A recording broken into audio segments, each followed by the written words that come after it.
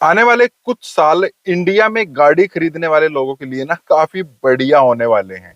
क्यों बढ़िया होने वाले हैं? क्योंकि कुछ और कंपनीज इंडिया में एंटर कर जाएंगी और कुछ और कंपनीज ऐसी नहीं है कि हम उन्हें जानते नहीं है। वही कंपनीज है जो इंडिया छोड़कर जा चुकी हैं। फोर्ड का हमने नाम सुना है, शेवरले का हमने नाम सुना है जो जनरल मोटर्स की है, साथ में फिएट का हमने नाम सुना है, डेटसन का नाम सुना है, एक डेवू आती थी कभी 2002-2003 के आसपास। वो चली गई, अपनी मेटीज लेकर आई थी। तो वो कंपनीज फिर से वापस आ सकती हैं।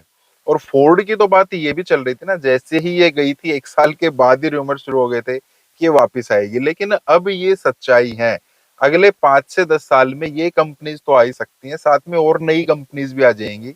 और वो इंडियन कंज्यूमर के लिए ना काफी बढ़िया बात है, क्योंकि आज के टाइम पर सिर्फ कुछ ही कंपनीज हैं इंडिया में जो अच्छा बिजनेस कर पा रही हैं।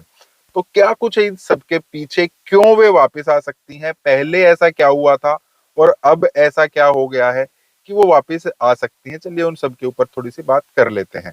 हेलो, मेरा नाम है अमित और आप देख रहे हैं डेली ऑटो लाइफ। अब सबसे पहले तो यही बात करते हैं कि कंपनीज जाती ही क्यों है किसी मार्केट को छोड़कर। अब देखिए, सिंपल सी बात है यार, अगर किसी का काम धंधा ही नहीं चलेगा तो उसको छोड़ना पड़ेगा। अपनी जेब से कब तक लगाते रहेंगे? लेकिन जहां एक मार्केट में बाकी कंपनीज अच्छा कर रही हैं, बाकी कंपनीज क्यों नहीं कर पा रही हैं?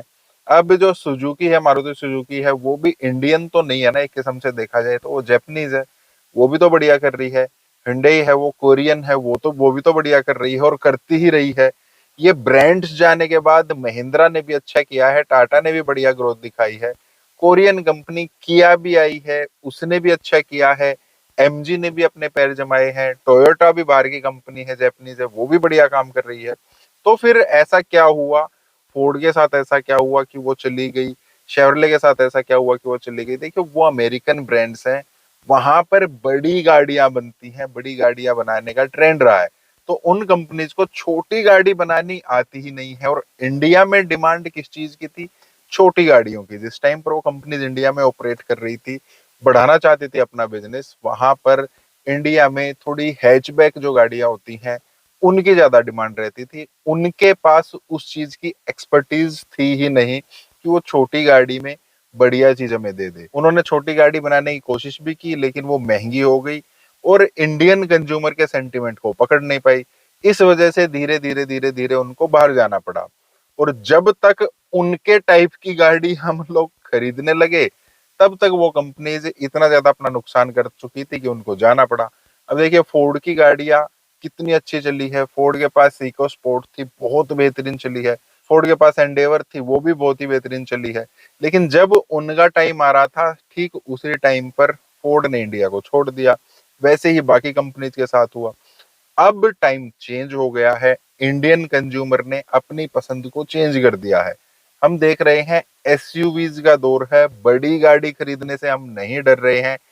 क्रेटा हम बड़ी गाड़ी मान सकते हैं, महंगी गाड़ी मान सकते हैं। पहले 5-6 लाख रुपए की गाड़ी हम इनफ मानते थे, फिर हम 7-8 लाख रुपए तक पहुंचे। अब हम 12-13-15-20 लाख तक की गाड़ी आराम से खरीद रहे हैं। क्रेटा टॉप 10 में रहती है, स्कॉर्पियो क्लासिक, स्कॉर्पियो एन, ये टॉप 10 में रहती है, ब्रेजा, नेक्सॉन ये टॉप में रहती है।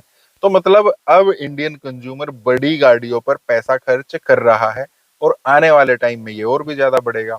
उस वजह से वो कार कंपनीज को पता है अब हमारा टाइम आने वाला है, इंडिया में वापस वो बिल्कुल आ सकते हैं। एक तो ये चीज है। एक और चीज हम क्या कह सकते हैं? देखिए, इंडियन जो मार्केट है ना, अब वो ग्रो कर रही है। इंडिया में 1000 लोगों में से सिर्फ 44 लोगों के पास ही गाड़ी है। अब इसको थोड़ा सा हम इस तरीके से समझेंगे। चाइना में अगर हम कंपेयर करते हैं ना, तो उनके पास 1000 में से 251 लोगों के पास कार आज के टाइम पर है। मतलब इंडिया से 5 गुना ज्यादा गाड़ियां आज भी उनके पास है। अगर आप देखेंगे ना, इंडिया में टॉप 6 ब्रांड हैं जो 94% मार्केट पे कब्जा किए हुए हैं। चाइना हमसे 5 गुना ज्यादा गाड़ियां आज के टाइम पर मतलब यूज कर रहा है, उनके लोगों के पास गाड़ियां हैं और उनके पास 100 से ज्यादा ब्रांड है। इंडिया में सिर्फ देखा जाए तो 6 हैं, ढंग के ब्रांड 6 हैं, बाकी काफी डाउन चल रहे हैं। अमेरिका में भी लगभग 40 से ज्यादा कार ब्रांड्स हैं। जापान के अगर लोगों की बात की जाए तो वहां पर 1000 लोगों में से 502 लोगों के पास गाड़ियां, मतलब आधी आबादी उनके पास गाड़ियां रखती हैं।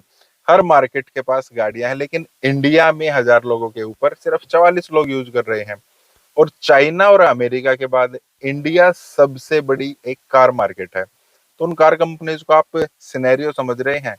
आज के टाइम पर इंडियन उनकी पसंद, जो मतलब उनकी एक्सपर्टीज है, उस टाइप की गाड़ियां हम लोग पसंद कर रहे हैं, पैसा खर्च करने को भी तैयार हैं, और यहाँ पर खरीदार भी हैं क्योंकि काफी कम लोगों के पास गाड़ियां हैं। तो इस वजह से अब नई कंपनीज भी और वो पुरानी कंपनीज भी इंडिया में आने की सोच रही हैं, और ये रिपोर्ट्स कह रही हैं, सिर्फ मैं एज्यूम नहीं कर रहा हूँ। आपने शायद आर्टिकल भी पढ़ा होगा 2-4 दिन पहले कि न्यूज़पेपर में आर्टिकल भी आया था इस टाइप से। दूसरा एक और रीजन क्या हो सकता है, इंडिया में जो ग्रोथ है ना कार कंपनीज की या गाड़ियों के बिकने की, पिछले 10 साल में 60% बढ़ चुकी है। 60% बहुत बड़ा नंबर होता है, और ये पूरी दुनिया में सबसे तेजी से बढ़ती हुई मार्केट है। और अगले 5 से 10 साल में 60% तो बढ़ चुकी है, 25 से 30% और ज्यादा ये बढ़ जाएगी। मतलब अब कार कंपनीज ये सोच रही हैं कि इंडियन कंज्यूमर को ना और भी ज्यादा गाड़ियां चाहिए हैं, और भी अलग अलग ब्रांड्स चाहिए हैं। और वो आप भी बता सकते हैं, हमें भी लगता है, बहुत बार कोई गाड़ी लेने के लिए निकलता है ना, तो उसके पास 3 से 4 ऑप्शन ही उसकी गाड़ियों के होते हैं। उसको गाड़ी एक सेगमेंट में लेनी है, उस सेगमेंट में उसको 4 कंपनीज 5 कंपनीज दिख रही हैं, उनके पास एक एक वेरिएंट है, उन्हीं में से हमें उठाना पड़ता है। तो बहुत सारे कंज्यूमर ऐसा भी सोच रहे हैं, यार हमारे पास ना थोड़े और ज्यादा ऑप्शन होने चाहिए थे, नई गाड़ी नई कंपनी ट्राई करने में हम लोग हिचक नहीं रहे हैं। और जो बड़ी गाड़ी होती है ना, उसमें हम नए ब्रांड को भी आराम से अडेप्ट कर सकते हैं। एक और तीसरी चीज क्या हो सकती है, आने वाला टाइम जो है वो ईवीज का हो भी सकता है, नहीं भी हो सकता है। शिफ्ट तो हो रही है पूरी दुनिया ईवीज की तरफ, लेकिन आज भी दिमाग में थोड़ा थोड़ा ये चल रहा है, यार हम जाएंगे कि नहीं जाएंगे। और कार कंपनीज भी यही देख रही है, मैंने बोला ना अगले 5 से 10 साल में वो आ सकती हैं। तो अभी वो इंतजार कर रही हैं, और 2-3 साल में पता लग जाएगा ईवी मार्केट किस हिसाब से सेटल होती है, चलेगी नहीं चलेगी। अगर ईवी मार्केट सेटल नहीं भी होती है तो उनके पास ऑलरेडी उनके जो प्रोडक्ट हैं वो इंडियन कार मार्केट के हिसाब से अब फिट है। और अगर ईवी मार्केट आती है तो हर कंपनी को नए सिरे से अपने प्रोडक्ट डेवलप करने पड़ रहे हैं। ईवी एक बिल्कुल अलग प्रोडक्ट है, तो वहां पर वो इंडियन कार मार्केट के हिसाब से ना अपने प्रोडक्ट को डिजाइन भी कर सकते हैं। ऑलरेडी मैं एक चीज बना रहा हूँ, उसमें फेरबदल करना किसी मार्केट के लिए मुश्किल हो सकता है, लेकिन एक नया प्रोडक्ट बना रहा हूँ और इस मार्केट के लिए मैंने ये बना दिया, उस मार्केट के लिए ये बना दिया, वो एक कंपनी के लिए थोड़ा आसान होता है। तो इन सब चीजों को देखते हुए ना, और इंडियन कंज्यूमर की डिमांड भी है, वो आप कमेंट भी कर सकते हैं, डिमांड है कि नहीं है। फोर्ड फिर से आएगी, आप उसकी गाड़ियां लेंगे या नहीं लेंगे, शेवरले फिर से आएगी, उनकी गाड़ियां हम लेंगे नहीं लेंगे, वो आप कमेंट भी कर सकते हैं, और वहीं से आपको पता लग जाएगा कि हाँ इन कार कंपनीज की डिमांड है, और आने वाले टाइम में हम इनको बहुत जल्द इंडिया में देख सकते हैं। बाकी आप क्या मानते हैं इस मामले में, आप कमेंट कर सकते हैं। इस टाइप के वीडियोस के आप लाइक करें, चैनल को सब्सक्राइब करना। मिलते हैं नेक्स्ट वीडियो में। Thank you, bye bye.